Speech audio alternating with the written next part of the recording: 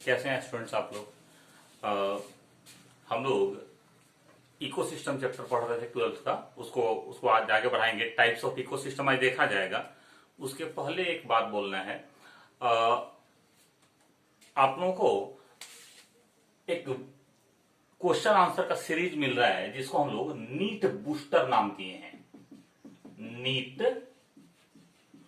Booster नहीं, इसमें हम लोग बायोलॉजी के जो इंपॉर्टेंट क्वेश्चंस हैं उनको डिटेल्ड सॉल्यूशन के साथ कवर कर रहे हैं। ठीक है, अब क्या है कि ये जो नीट बूस्टर सीरीज हम लोग स्टार्ट किए हैं, ये इस साल जो बच्चे नीट का एग्जाम दे रहे हैं उनके लिए है। ठीक है, मतलब आपके जो सीनियर्स हैं जो इस साल नीट का एग्जाम देने वाले हैं उनके लिए हम लोग ये सीरीज स्टार्ट किए हैं। और साथ साथ आप लोग भी 11th पढ़ के 12th में आ गए हैं तो आपको भी आगे नीट देना है, तो आपके लिए भी ये क्या है, उतना ही फायदेमंद है, उतना ही बेनिफिशियल है। आपसे रिक्वेस्ट ये है कि हमारे पास जो प्रीवियस ईयर्स के जो पहले साल वाले जो बच्चे हैं जो 12th पास कर चुके हैं उनका डेटा नहीं, उनका डिटेल नहीं है। कुछ बच्चे कॉल किए, डिमांड किए कि सर पढ़ाइए, तो हमने शुरू कर दिया, लेकिन ये शायद सब बच्चों तक नहीं पहुंच रहा है। तो आपके पहचान में, आपके अगल बगल में कई सारे ऐसे बच्चे होंगे जो नीट का प्रिपरेशन कर रहे हैं, नहीं, जिनको नीट का एग्जाम देना है। तो आप उन बच्चों तक ये मैसेज पहुंचा दीजिए, उनको बता दीजिए कि नीट बूस्टर एक क्वेश्चन आंसर सीरीज शुरू किया गया है यूट्यूब पर। नहीं, वो क्या करें कि इस अपना जो चैनल है कॉम्पिटिटिव बायोलॉजी, वहां पर जाकर के इसको पढ़ सकते हैं और इससे उनको बिल्कुल ही फायदा होने वाला है। तो उनको आप बताइए कि वो जाकर के, अब हम लोग ग्रुप में पढ़ते हैं, नहीं, हमारा एक ग्रुप है व्हाट्सएप का हम लोग का, तो वहां पे सीधे आपको मिल जाता है वीडियो। उनके साथ ये सुविधा नहीं है तो आप उनको बोलिए कि वो क्या करें, वो जाकर के चैनल को सब्सक्राइब कर लें, ताकि क्या हो जाए, उनको ऑटोमेटिकली रोज रोज ये सारा वीडियो लेक्चर मिलता रहे और उनका प्रिपरेशन चलता रहे। इतना करने से आप क्या करेंगे, उन अपने सीनियर्स की मदद कर पाएंगे और उनको क्या हो जाएगा, इस लॉकडाउन में सुविधा हो जाएगा। जो घर में बैठे हुए हैं, जिनको तकलीफ है, नहीं, इनका प्रिपरेशन थोड़ा कमजोर चल रहा है, तो उनको बिल्कुल इससे फायदा हो जाएगा। ठीक है, इसका ध्यान रखिएगा, ये काम आप थोड़ा सा कर लें, नहीं, इससे थोड़ा सा उन बच्चों को सपोर्ट मिल जाएगा जो नीट का प्रिपरेशन कर रहे हैं। आप भी जो क्वेश्चन है उनको सॉल्व करते रहिए, उनको पढ़ते रहिए, याद करते रहिए। ठीक है, आपको भी फायदा बराबर ही पहुंचने वाला है। चलिए, अब हम लोग अपने सिलेबस पर आते हैं। ठीक ना, तो हमारा सिलेबस क्या है बताओ। हमारा सिलेबस था इकोसिस्टम। 12th में हम लोग इकोसिस्टम चैप्टर पढ़ना स्टार्ट कर दिए थे। आज हम लोग टाइप्स ऑफ इकोसिस्टम देखने वाले हैं। इकोसिस्टम का प्रकार, नहीं, टाइप्स ऑफ इकोसिस्टम, या आप इसको बोलेंगे पारितंत्र के प्रकार। तो ऐसे समझना कि प्रकृति ने अलग अलग क्षेत्रों में, अलग अलग एरिया में इकोसिस्टम बनाया है, नहीं, लेकिन क्या है कि इंसान जो है, जो ह्यूमन बींग्स हम लोग हैं, हम लोग भी नेचर से पीछे नहीं रहना चाहते हैं, तो हम लोग भी कुछ इकोसिस्टम बना लिए हैं।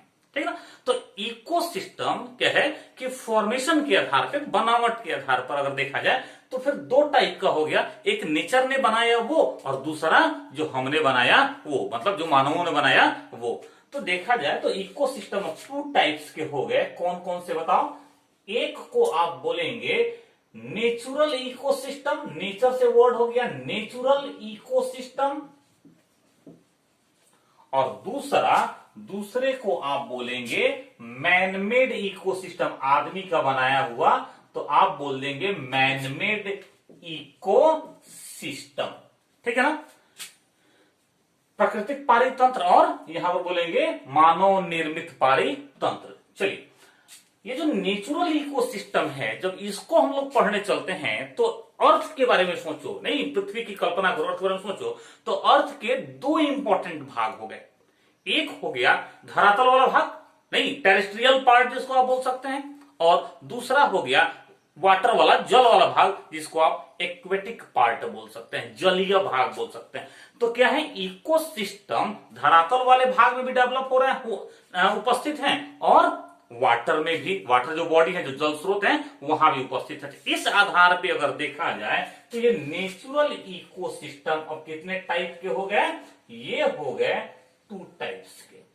नहीं, नेचुरल इकोसिस्टम कितने टाइप के हो गए, 2 टाइप्स के। कौन कौन से हुए, तो आप बोलेंगे कि एक तो हो गया टेरेस्ट्रियल इकोसिस्टम,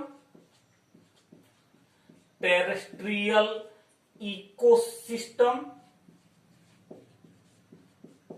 टेरेस्ट्रियल इकोसिस्टम, और सेकंड बोलो, सेकंड हो गया एक्वेटिक इकोसिस्टम। एक्वेटिक इकोसिस्टम, ठीक है ना। स्थलीय पारितंत्र और जलीय पारितंत्र। हम लोग आते हैं टेरेस्ट्रियल इकोसिस्टम पर, ठीक है, और इसको देखते हैं। टेरेस्ट्रियल इकोसिस्टम को हम कवर करने चलते हैं, तो स्थल पर जब हम इकोसिस्टम देखते हैं तो वहां भी हमको तीन तरह के, 3 टाइप्स के इकोसिस्टम दिखाई देते हैं। नहीं, कौन कौन से, कैसे कैसे इकोसिस्टम, तो ये डिपेंड करता है उत्पादकता पर, प्रोडक्टिविटी पर, और प्रोडक्टिविटी किसी भी इकोसिस्टम की निर्भर करती है किस पर बताओ, तो उस एरिया में कितना रेनफॉल हो रहा है, कितनी वहां पर वर्षा हो रही है, ये मुख्य रूप से। अब देखना जरा, तो टेरेस्ट्रियल इकोसिस्टम को जब हम लोग देखने चलते हैं, स्थलीय पारितंत्र को, तो यहां पर 3 तरह के इकोसिस्टम मिलते हैं। जहां बहुत ज्यादा रेनफॉल होता है, जहां बहुत वर्षा होती है, वहां पर प्लांट और एनिमल की स्पीसीज की संख्या बहुत ज्यादा होती है, वहां पर फॉरेस्ट इकोसिस्टम मिलता है। फॉरेस्ट इकोसिस्टम, वन पारितंत्र आप इसको बोल सकते हैं, फॉरेस्ट इकोसिस्टम। जहां कम उससे थोड़ी वर्षा होती है, वहां घासें बहुत मिलती हैं, जिनको हम लोग चारागाह पारितंत्र या फिर ग्रासलैंड इकोसिस्टम बोलते हैं।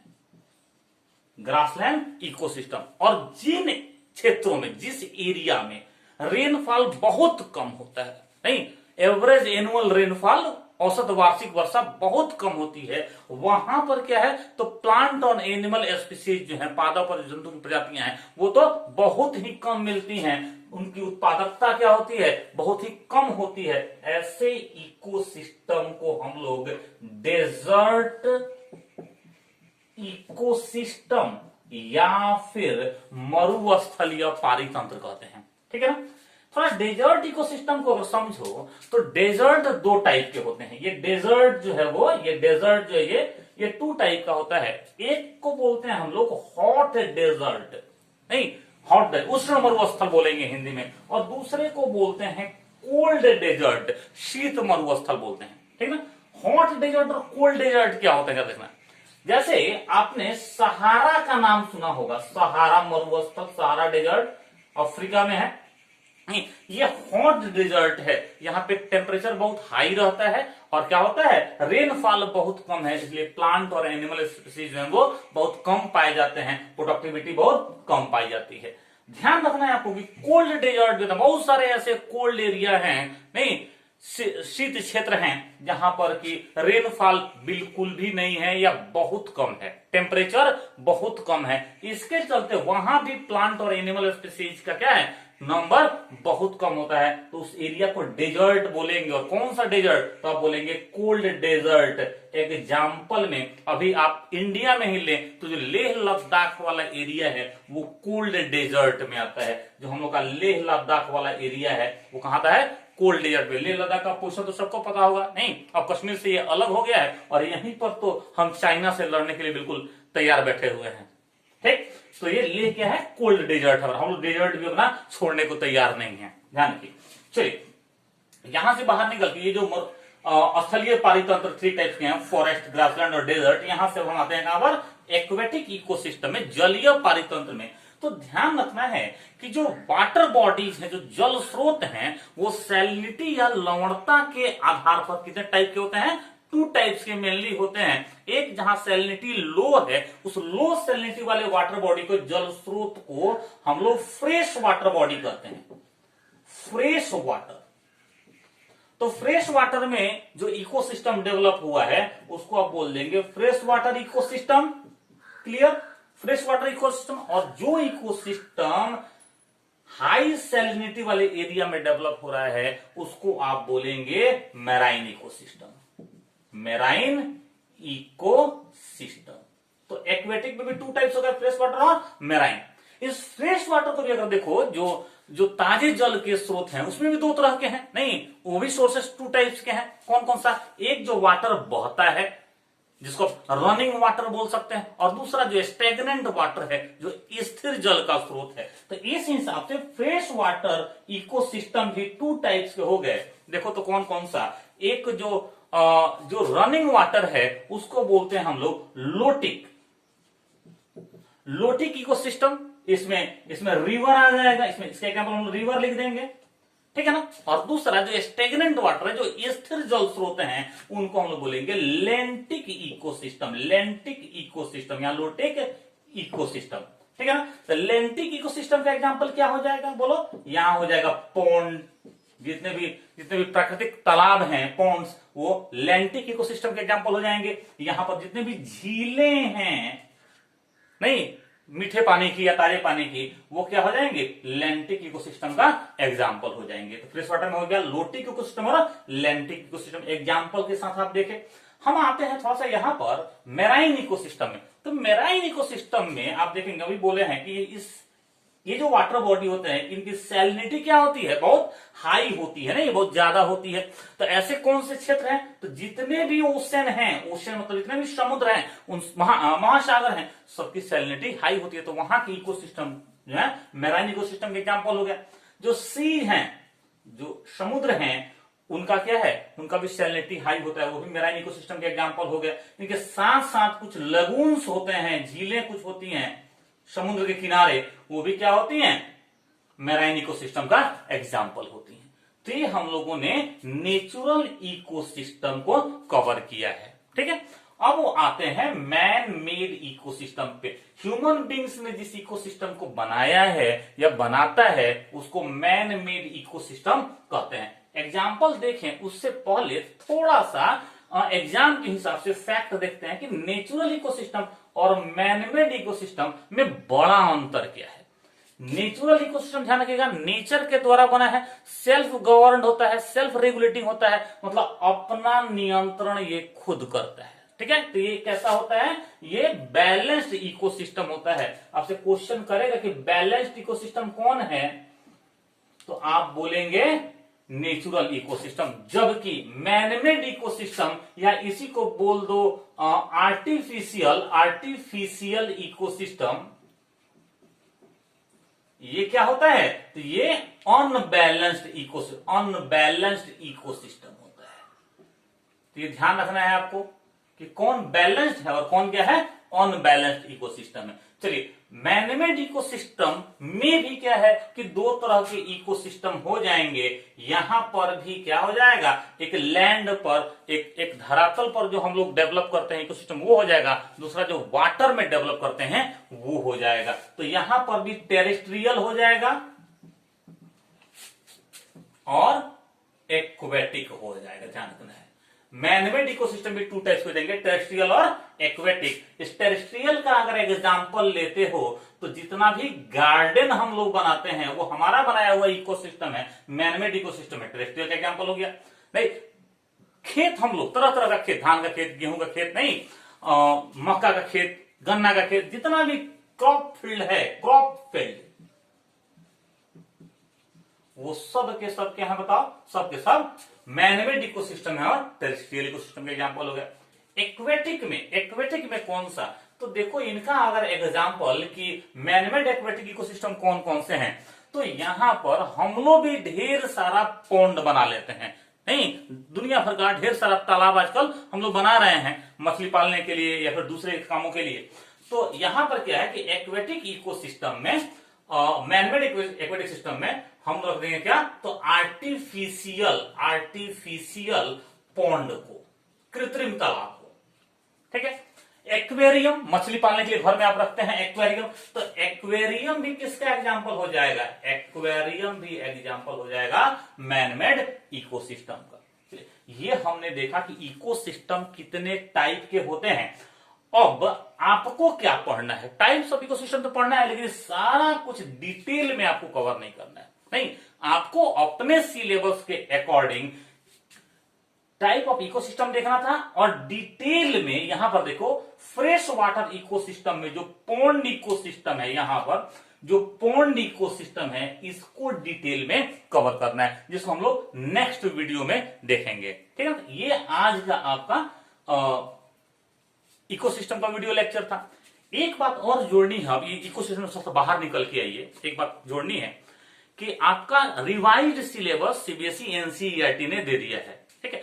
तो उस रिवाइज्ड सिलेबस को हम क्या किए हैं कि आपके बोलो कि टेलीग्राम जो आपका है चैनल उस पर, और फिर जो व्हाट्सएप ग्रुप उसमें भी शेयर कर दिए हैं, तो वहां से आप सिलेबस देख लीजिएगा।